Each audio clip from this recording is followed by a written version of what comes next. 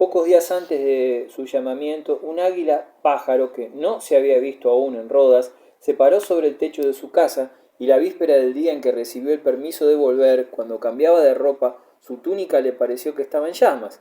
En aquel momento principalmente pudo convencerse de la ciencia del astrólogo Trasilo, que había tomado su servicio como profesor para aprender de él su arte, y que le anunció que una nave a la vista entonces de la isla le traía buenas nuevas.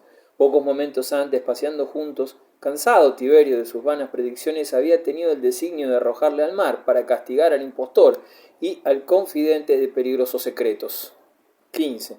De regreso a Roma y después de abrir a su hijo Druso el camino del Foro, abandonó el barrio de Carena y la casa de Pompeya para trasladarse a las Esquilias en los jardines de Mecenas. Allí se entregó a completo descanso, no llenando otros deberes que los de la vida privada y absteniéndose de toda función pública. Cayo y Lucio habían muerto 3 años antes y Augusto le adoptó al mismo tiempo que a su hermano, Agripa, pero él mismo se había visto obligado a adoptar poco antes a su sobrino Germánico. Desde este tiempo nada hizo en calidad de padre de familia y no retuvo en medida alguna los derechos que había perdido.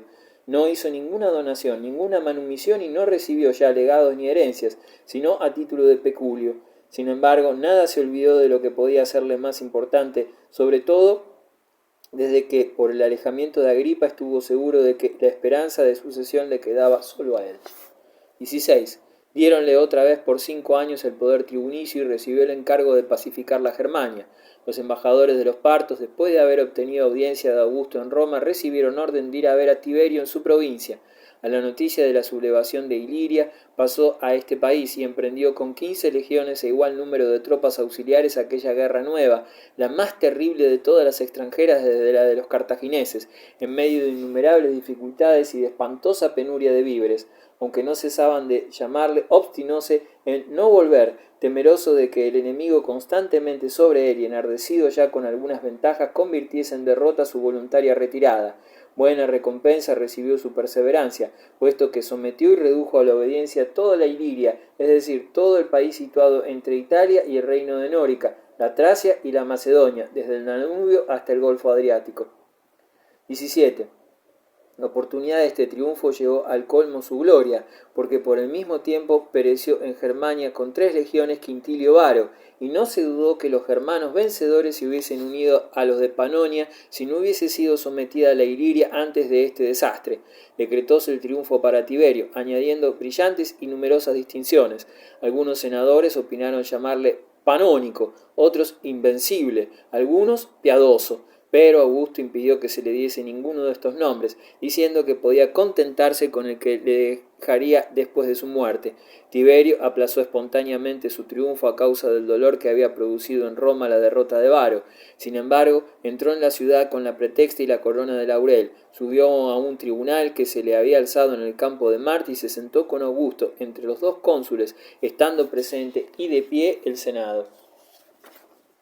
Desde allí, después de saludar al pueblo, marchó seguido de numeroso cortejo a visitar los templos. 18.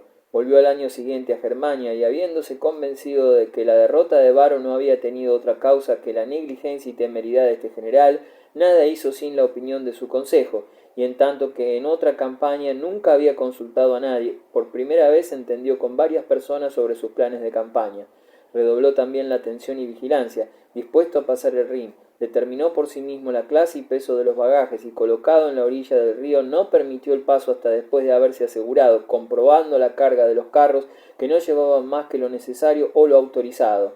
Una vez atravesado el Rin, fue constante costumbre suya comer sobre la hierba, acostándose muchas veces a la intemperie, sin querer tienda. Daba por escrito todas las órdenes para el día siguiente y hasta las instrucciones que repentinas circunstancias podían hacer necesarias, cuidando siempre de añadir que hasta en las menores dificultades se dirigiesen a él solo para resolverlas a cualquier hora que fuese del día o de la noche. 19. Mantuvo rigurosamente la disciplina y restableció muchas penas severas e ignominiosas de la antigüedad.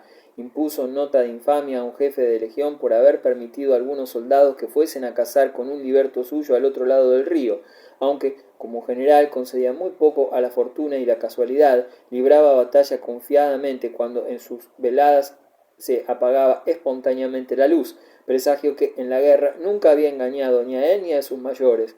Quedó victorioso, aunque faltó poco para que le matase un brúctero que se había deslizado con ese objeto entre las personas de su comitiva, pero al que su turbación le denunció, arrancándole la tortura, la confesión del crimen que meditaba.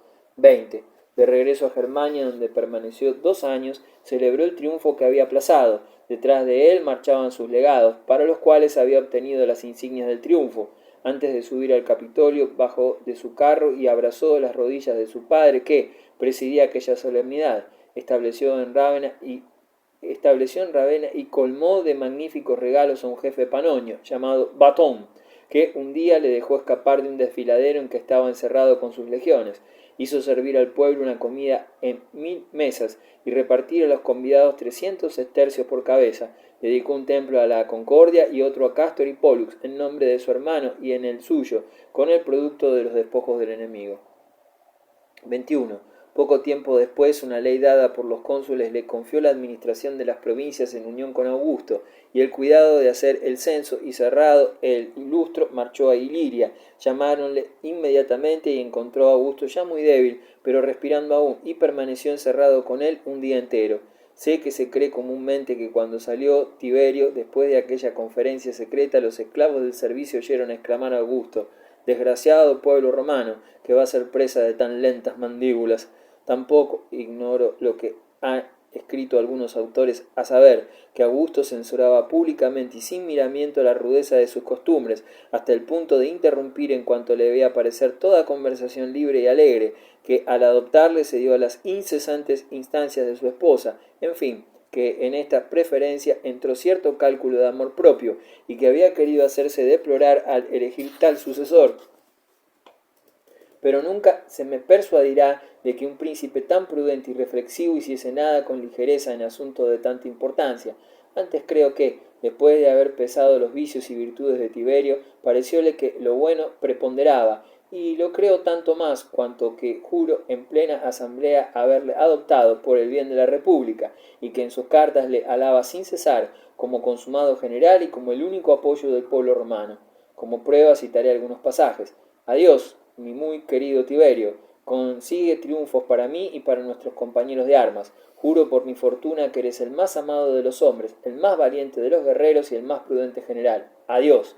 Y en otro lugar, cuanto apruebo la disposición de tus campamentos. Persuadido estoy, querido Tiberio, de que en medio de circunstancias tan difíciles y con tropas tan abatidas, nadie hubiese obrado con más sabiduría que tú. Todos tus compañeros de armas te aplican unánimemente este verso famoso: un solo hombre, vigilando, restableció las cosas. Unus homo nobis, vigilando, restituit rem. Si algún asunto grave se me ocurre, si alguna causa de disgusto me asalta, por el Dios de los juramentos noto la ausencia de mi querido Tiberio, y recuerdo enseguida aquellos versos de Homero. Si estuviera conmigo aún de un brasero ardiendo, saldríamos los dos, pues su prudencia es sin igual. Aseguro por los dioses que todo el cuerpo me tiembla cuando oigo decir que el exceso de trabajo debilita tu salud. Cuídate, te lo suplico. Si caes enfermo, moriremos de dolor tu madre y yo, y Roma será aniquilada en la posesión del universo. ¿Qué importa mi salud si la tuya no es buena? Ruego a los dioses que te conserven y que en todo tiempo velen por ti, si no son enemigos del pueblo romano. 22. Tiberio no dio a conocer la muerte de Augusto hasta después de haberse asegurado la del joven Agripa. Un tribuno militar destinado a la guardia de este príncipe le mató al recibir esa orden mediante un documento oficial.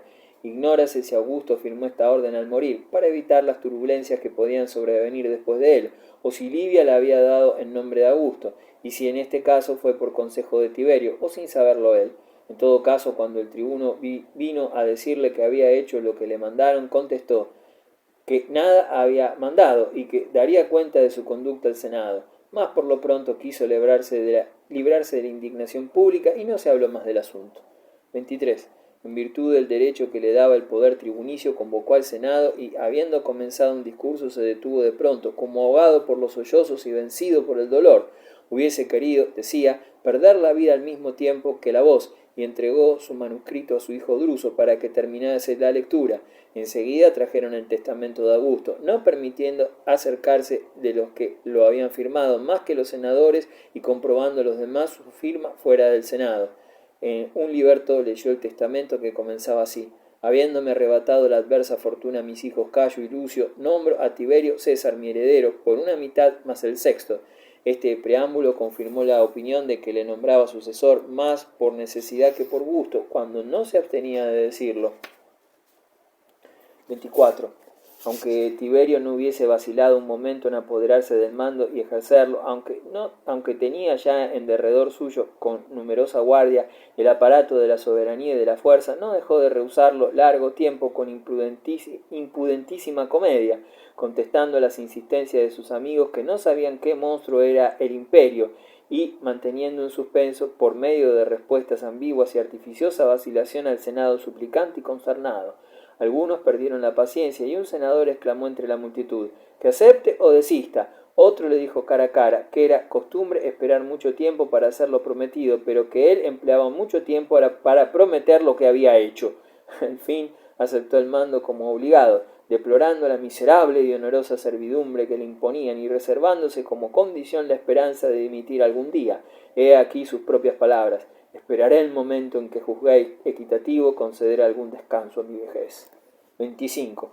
La razón que tenía para vacilar era el miedo a los muchos peligros que le amenazaban, y frecuentemente decía que sujetaba un lobo por las orejas.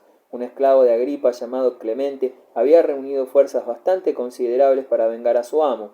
Escribonio Libón, ciudadano de noble origen, tramaba una revolución. Las tropas se habían sublevado en dos provincias, en Iliria y en Germania.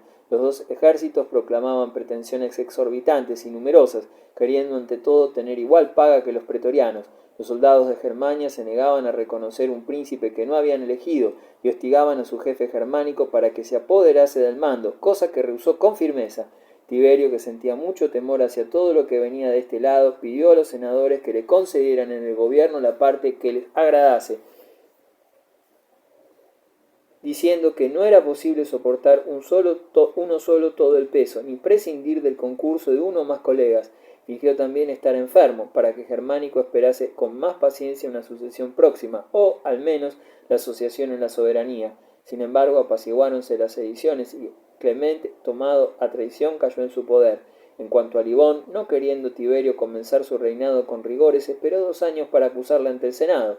Hasta entonces permaneció en guardia contra él, y un día en que sacrificaban juntos con los pontífices, tuvo la precaución de hacerle dar un cuchillo de plomo en vez del de acero, y en otra ocasión, habiéndole pedido este mismo una audiencia privada, no se la concedió sino con presencia de su hijo Druso, y durante la conversación que celebraron paseando, le tuvo sujeta la mano derecha como para apoyarse en él. 26. Libre ya de temor, condújose al principio con mucha moderación y vivió casi con tanta sencillez como un particular. De todas las brillantes distinciones que le ofrecieron, solamente aceptó las más pequeñas y muy pocas.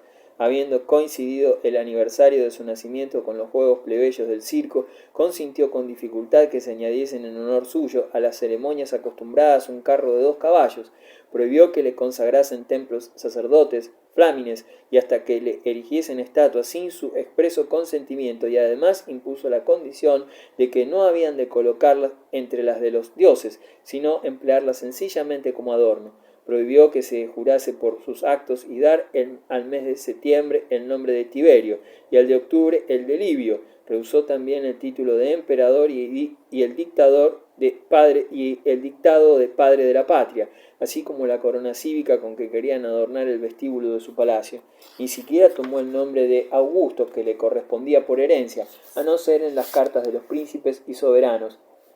Solamente ejerció el poder consular 3 veces, la primera durante pocos días, la segunda por 3 meses y la tercera, aunque ausente, hasta los idus de mayo.